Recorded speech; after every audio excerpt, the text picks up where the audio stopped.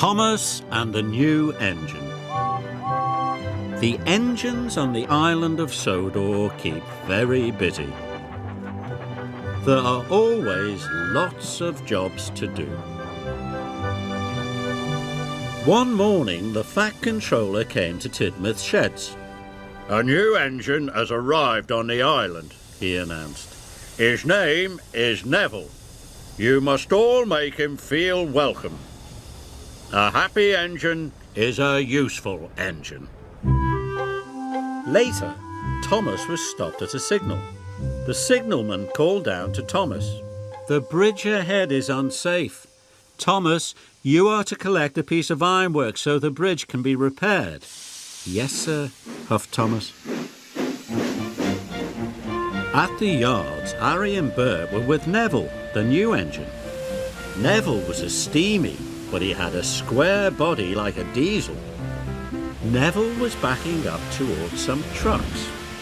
"Nearly there," said Harry cheekily. "Nearly there," said Bert naughtily. Then there was trouble. "Watch where you're going, clumsy wheels." Harry and Bert laughed. Neville looked sad. "It's not our fault you're a silly steamy," oiled Bert, and they laughed even harder. Thomas arrived at the yards. He could see Harry and Bert laughing with Neville. That must be the new engine, he thought. He must be friends with the diesels.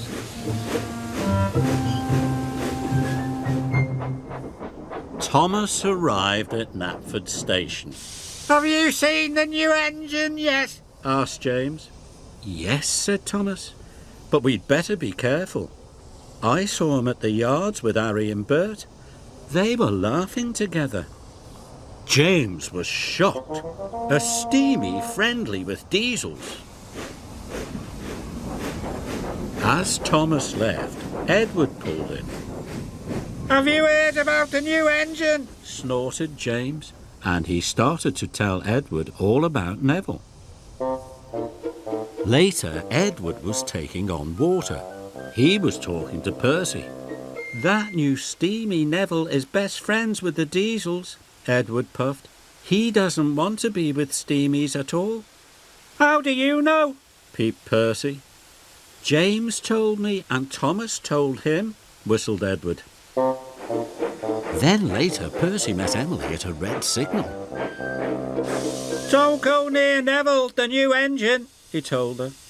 "The diesels have told them to biff into steamies. Edward told me, James told Edward, and they all heard it from Thomas."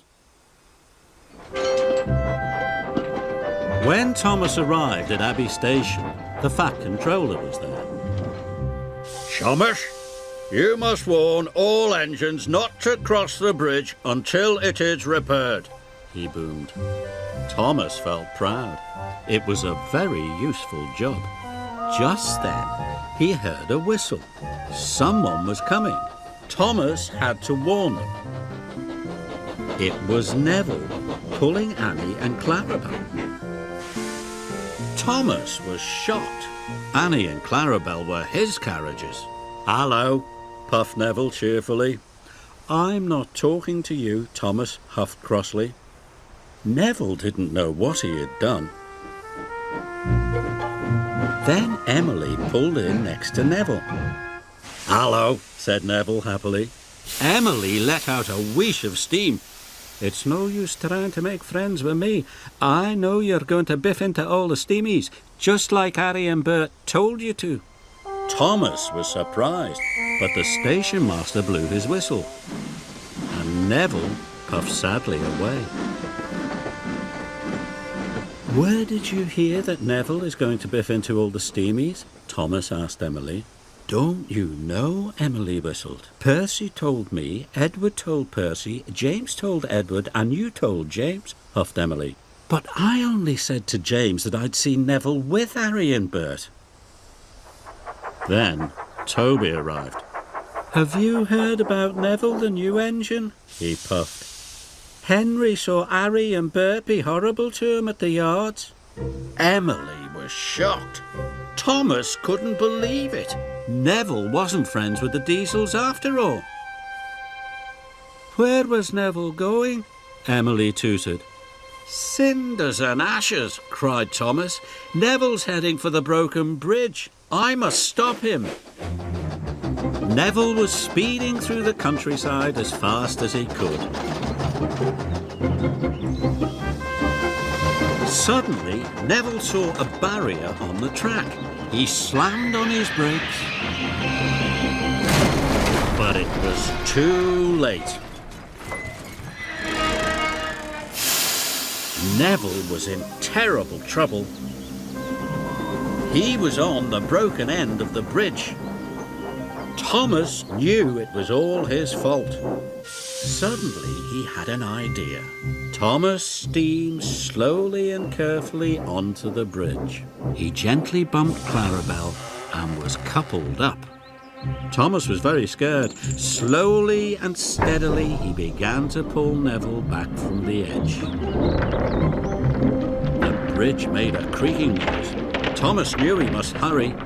He pulled as hard as he could, and with one big puff, he pulled Neville's wheels off the bridge. Thomas had done it. He had saved Neville and Annie and Clarabelle. Thank you, whistled Neville. I should have warned you, puffed Thomas, but I was too busy believing silly stories. I thought you didn't like steamies, but now I know I was wrong. Thomas gave Neville a long, friendly toot. Neville was very happy. At last he knew he had a good friend in Thomas.